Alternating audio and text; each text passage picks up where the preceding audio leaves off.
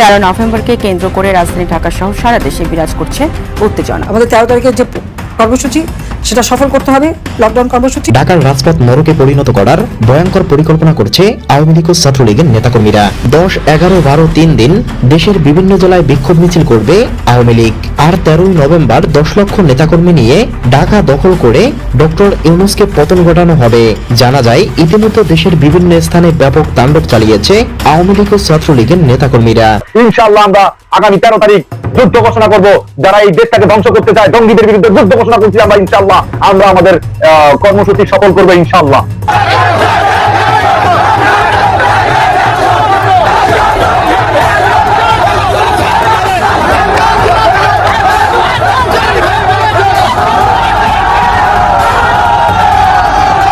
November আসতে না আসতেই আওয়ামী লীগের এত বড় মিছিল, তাই না? বিভিন্ন জায়গায় লাঠি সোটা নিয়ে রিক্সা চালক থেকে শুরু করে সাধারণ পথযাত্রী থেকে শুরু করে বাংলাদেশের জনগণ পর্যন্ত আওয়ামী লীগকে সমর্থন দিচ্ছে। আওয়ামী লীগও লকডাউনের ব্যানার নিয়ে হংকার দিয়ে তারা কিন্তু ইউনূসের যেই ব্যারিকেড সেটা কিন্তু ভেদ করে ঠিকই চলে আসছে। 10 থেকে 13 নভেম্বর ঢাকার রাজপথে শুধু রাজনীতি নয়, পরীক্ষা হবে রাষ্ট্র ব্যবস্থার বিশ্বাসযোগ্যতারও। আর সেই পরীক্ষার ফলাফলই হয়তো ঠিক করে দেবে বাংলাদেশ এখন কোন পথে এগোচ্ছে।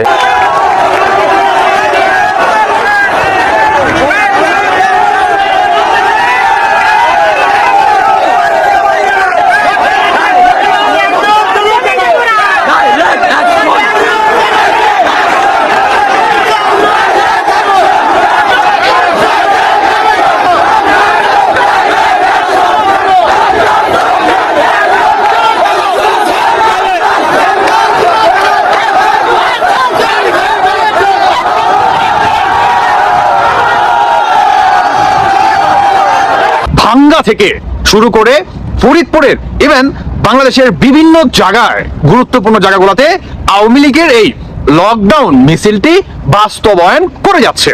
কিন্তু ঢাকার আপনার বিশেষ করে যমুনাতে, তারপর হচ্ছে গুলিস্তান 0 পয়েন্টে, আরো কয়েকটা গুরুত্বপূর্ণ জায়গায় সেখানে বিশেষভাবে পুলিশের আপনার পাহারাদার বসায় রাখছে অন্তর্বর্তীকালীন সরকার।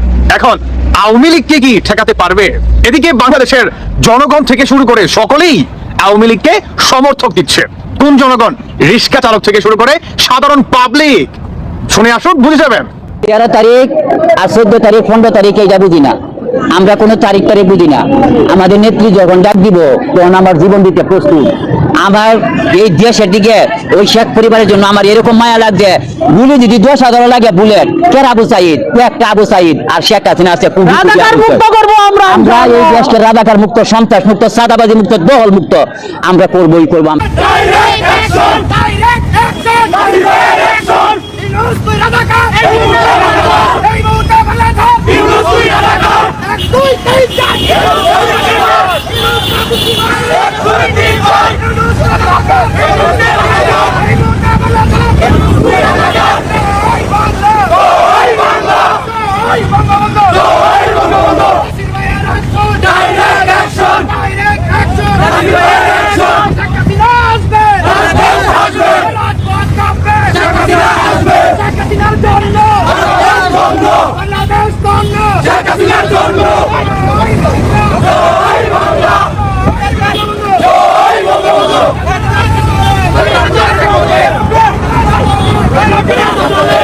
কি শুনতে পেলেন?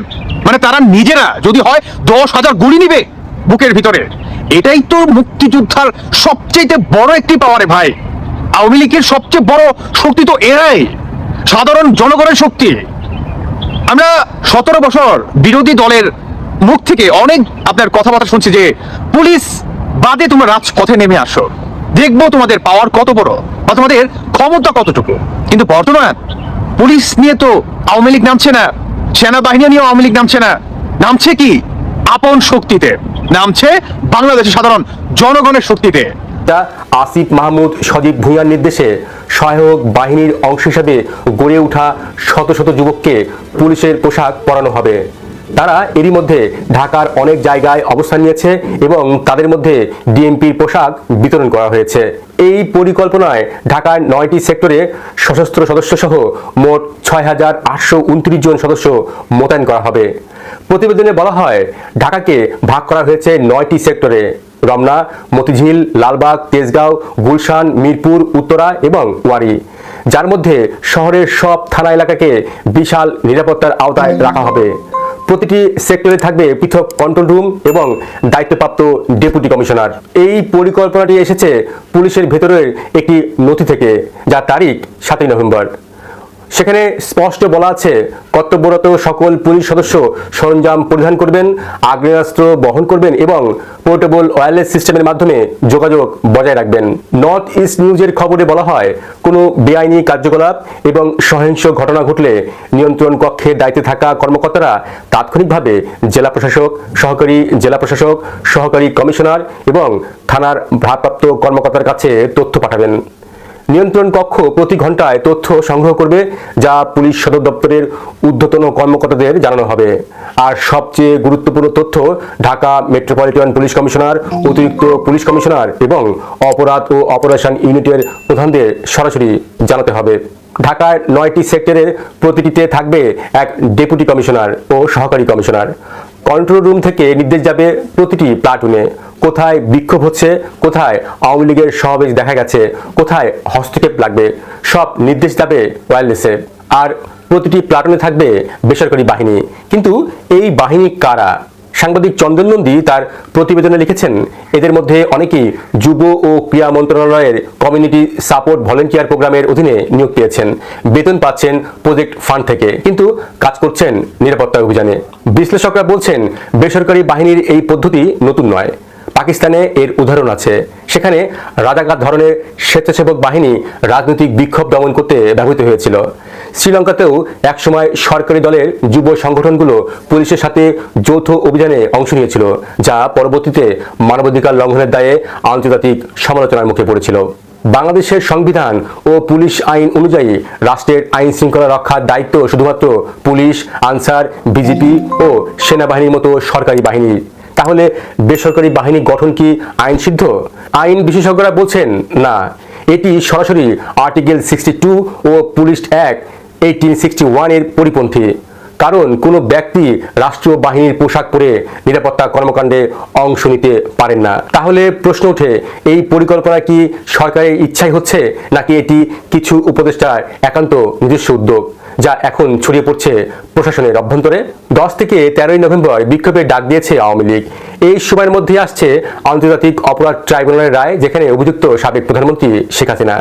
দলটির রাজনৈতিক কার্যক্রম নিষিদ্ধ, তবুও এই কর্মসূচি ডেকে তারা বলছে জনগণের অধিকার রক্ষায় তারাই আন্দোলনে নেমেছে। এই প্রেক্ষাপটে সরকারের অভ্যন্তরে নিরাপত্তার শঙ্কা তৈরি হওয়া অস্বাভাবিক নয়। কিন্তু প্রশ্ন হলো, এই শঙ্কার মোকাবেলায় যদি পুলিশই যথেষ্ট হয়, তাহলে কেন বেসরকারি বাহিনী গঠনের প্রয়োজন পড়ল এবং কেন সেটি করা হলো একজন উপদেষ্টার নেতৃত্বে? এই বাহিনীর সদস্যরা যদি পুলিশের পোশাকে থাকে, যদি কোনো সহিংসতা ঘটে, তাহলে দোষ কার ঘাড়ে যাবে?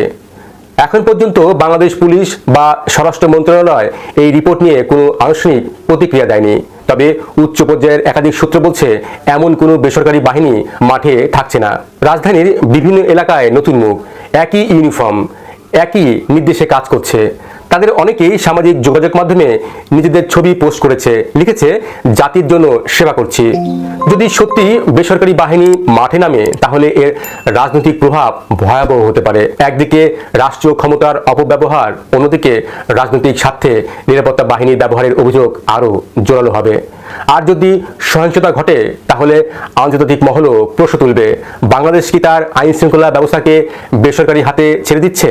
আইনের শাসন আর রাজনৈতিক আনুগত্য, এই দুয়ের ভারসাম্যই এখন বাংলাদেশের সবচেয়ে বড় পরীক্ষা। যদি সত্যি এই 9000 সদস্য মাঠে নামে, তাহলে সেটি শুধু আওয়ামী লীগের বিক্ষোভ ঠেকানোই নয়, বরং বাংলাদেশের প্রশাসনিক ভবিষ্যতেরও এক অন্ধকারী ইঙ্গিত দেবে। 10 থেকে 13ই নভেম্বর ঢাকার রাজপথে শুধু রাজনীতি নয়, পরীক্ষা হবে রাষ্ট্র ব্যবস্থার বিশ্বাসযোগ্যতারও। আর সেই পরীক্ষার ফলাফলই হয়তো ঠিক করে দেবে বাংলাদেশ এখন কোন পথে এগোচ্ছে। আপনার মতে বেসরকারি বাহিনীর ইস্যুটি কতটা বিশ্বাসযোগ্য?